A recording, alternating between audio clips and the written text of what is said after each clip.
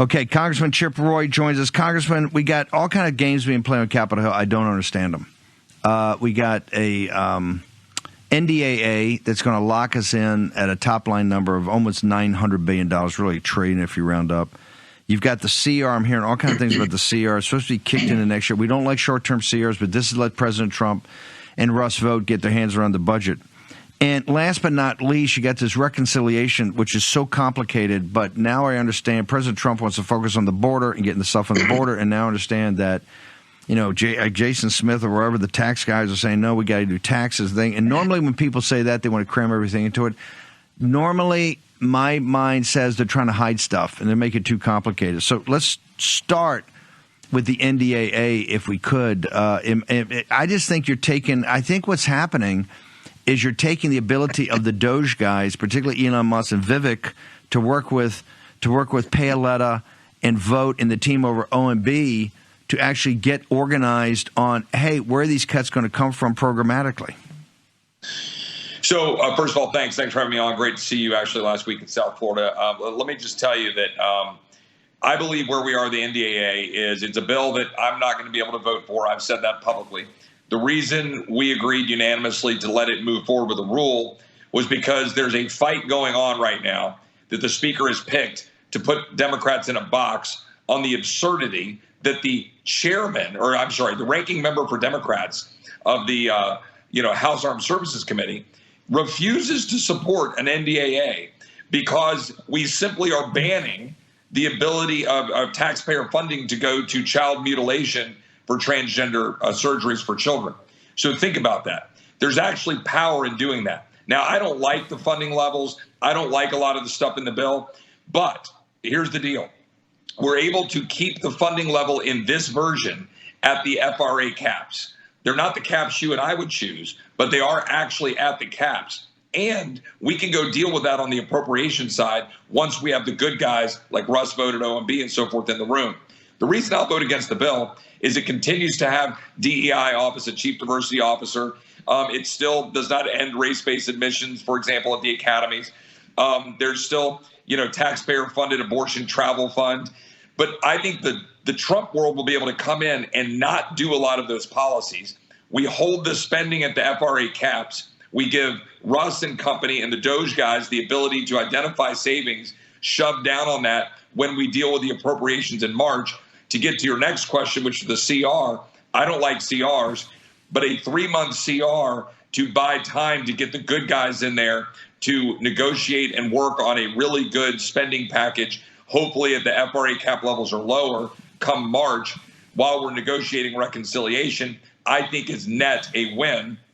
So last point, remember the CR won't be clean. They're going to tag to it an unpaid for bloated disaster supplemental.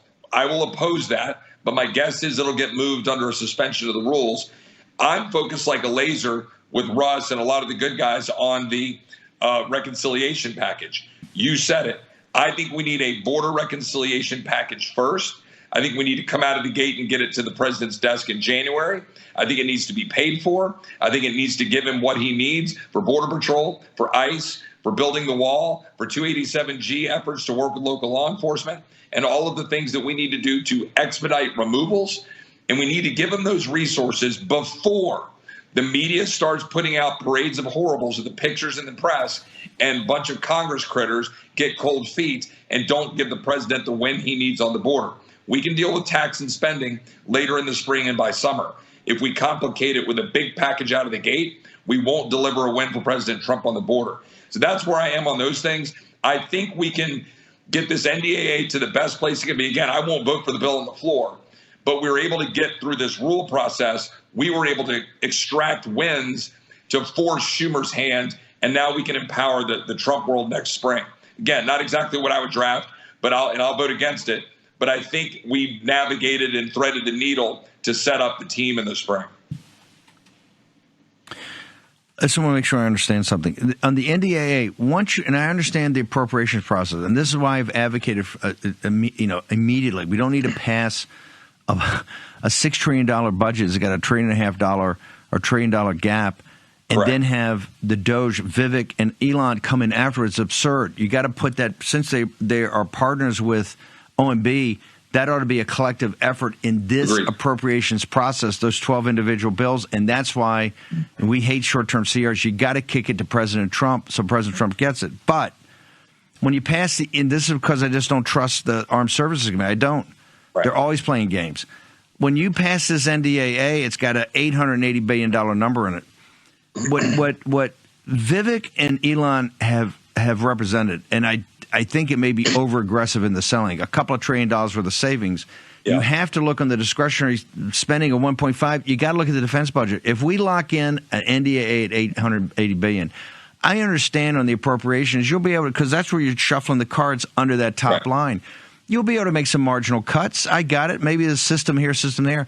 But the types of structural changes they're talking about is off the table until next year if this NDAA is approved. Am I incorrect on that? I think it is yes and no. You and I share the skepticism for what will happen with respect to defense. You set that number, that'll be the number. What I'll tell you is we've been fighting off the defense appropriators who want another $25 billion in this. They wanted a higher authorization number. They want a higher appropriation number. They wanted a big omnibus bill in December that would be $25 billion higher on defense. And then they're going to want more in FY26. So we're navigating through that while trying to buy time for President Trump and Lord willing Secretary Hegseth to come in and give us our priorities alongside Doge and Russ. We know those will be good. I don't accept that this locks us into that one number. What I'm telling you is I'm holding my nose. I'll vote against the bill, but I'm holding my nose to move the rule along because I will give credit where it is due, despite my disagreements on things. The Speaker has fought to get this issue with respect to the trans surgeries and to hold the total top line down to the FRA cap deal, and it tells you how bad the Republican conference is. He had to fight to do that. So this is why we need to keep working to get this into the funnel and get the Trump team in place so we have more support to get those numbers down. So what I'm telling you is this is an authorization bill, not the appropriations. Yes, it is a higher number than you and I would prefer, but importantly, we're holding it down, and now we can go try to fight to change it when the good guys come in January. But in the authorization also to do, Vivek and Musk came to you guys the other day, and it turned out to be an open mic night with, hey, there's a university in my district that does, salamander research. You're not going to, talking about people and talking about these you're not going to get there. That's just a typical thing that's been talked about on talk radio and these shows for decades and decades and decades, and Leviathan grow. To deconstruct the administrative state, there has to be a rethinking of exactly what we're trying to do. To get to limited government, you've got to have strategic and priorities. Here's what we're going to do to get the blessings of liberty, and we're not going to do these other things. On the authorization, aren't we locking in basically the American empire? And now we're going to talk about on the margins. Do we cut $10 billion here, $5 billion here, to $15 billion here? But that authorization authorizes the neocon perspective of an American empire. If you vote for it, you're locked in with a top line number that they ain't going to back off of easily, sir. So we're in agreement generally. Let me back up to the Doge meeting when we had Vivek and Elon in there. I think some of what happened in there was a private meeting, got very public, because I went to the mic. There was all this love fest, and everybody was sitting there going, oh, we love you. Thank you. You're going to save us. You're going to make all these cuts. And when I stood up to the mic and I said, guys, we've been looking for the enemy, and the enemy's us, right? It's the people in this room. We're the ones that have been signing on to all of these, not myself, but and there's a block of us, the Freedom Caucus and others that have said no, but we've been passing these bills and the power of the purse. We've been funding all the garbage. And so what you have right now is, by the way, as I said, the Republican chairman of the Armed Services Committee is mad at the Speaker for daring to try to pull back on some of the issues like the trans surgeries and stuff, saying we shouldn't do that. It's too important. We've got to move this big national defense authorization bill. To your point, yes, we need a radical rethinking about how we handle defense. You and I, and you served. We believe in having a strong military as a deterrent, sparingly used, with the tools to carry it out, the care when they get home, but not endless wars, not endless conflict, not this neocon, globalist go around the world perspective. So we've got to figure out how to change that.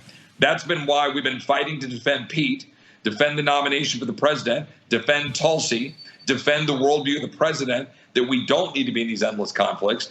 The authorization is not where it should be, however, what we've got in here are improvements, and we held that number down. If we didn't do it this way, the neocons would have won in December, and we would have had a higher number via suspension of the rules, and we would have lost the policy gains we got. So this is about trying to buy time to get to January with the least damage possible. Yeah. And I think that we've done that. Again, I'm going to vote against the bill on the floor. Got it. I'm going to get to the Freedom Caucus here now. Every member of those, what they call the Cardinals Appropriation Bill, particularly those guys in the Armed Services Committee, you watch.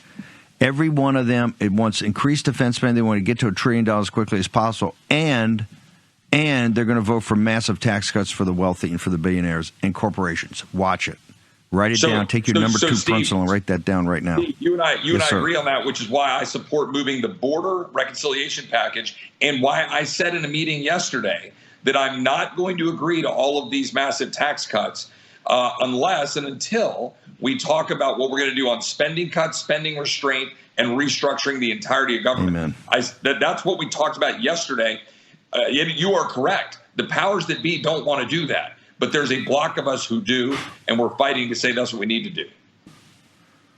Well, just talking about, I've noticed the Freedom Caucus has been a little quiet lately. I know it's an interim period. Talk to me about the House Freedom Caucus. And, I've known you for many, many years. I know you when you were over with Ted Cruz, and you're a fighter. We need somebody we need the Russ Votes types, the fighters, the people you can't BS, the people that know where the bodies are buried.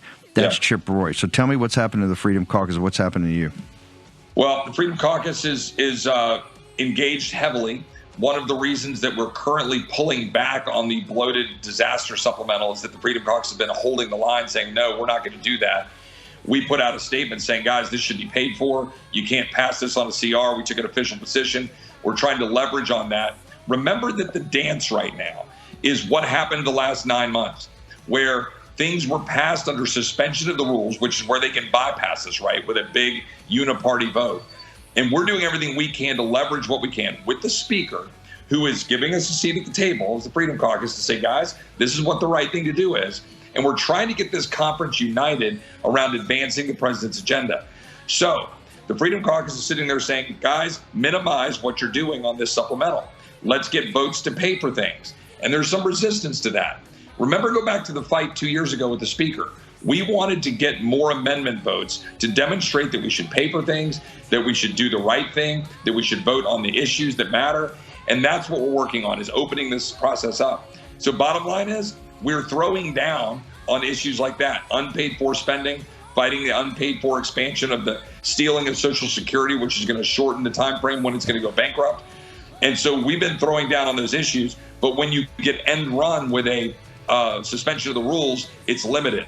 That's why we're working with the Trump administration coming in to set the fight up. That's why the border supplemental fight matters so much. Do that out of the gate. Give the president the tools he needs. Chip, hang on for 1 second. I just want to hold you through this break. Here's your host, Stephen K. Bannon. Okay, big story in the Daily Mail we're going to get to this afternoon. MSNBC, free fall in ratings. Rachel Maddow down 43%. Joe Scarborough, because they lied to these people. These people were all set up, and they didn't have the guts, I don't think, to stick around and show President Trump winning. Of course they're going to abandon him. And Scarborough and Morning Mika go down to President Trump to kiss the ring after calling him a Nazi, calling him all these hateful things over the past couple of years. Doesn't wash. You won't see the War Room folks. You don't see the War Room posse. You don't see us leaving the country during the dark days of 21, the first 6 months or so. You didn't see that. No discussion. Not even a concept. What are you talking about? We're going to fight for our country. All you see in the liberal left, progressives are all going to Cotswolds, going to Switzerland, going all over the place. And here, the implosion, our audience grew. Our audience has always grown. Why? We're pretty straightforward with folks. Let them make up their own minds. MSNBC specifically misled their people. Now they say, oh, we knew this beforehand. Well, that's why they're not coming back. They think you lied to them. Chip Roy, knowing you a long time, let me make a recommendation to start out. What we need, you're both a strategist and a tactician. We need a hammer on the Rules Committee. You've been on Rules, but like chairman of the Rules, is that just too far outside the realm of possibility, sir?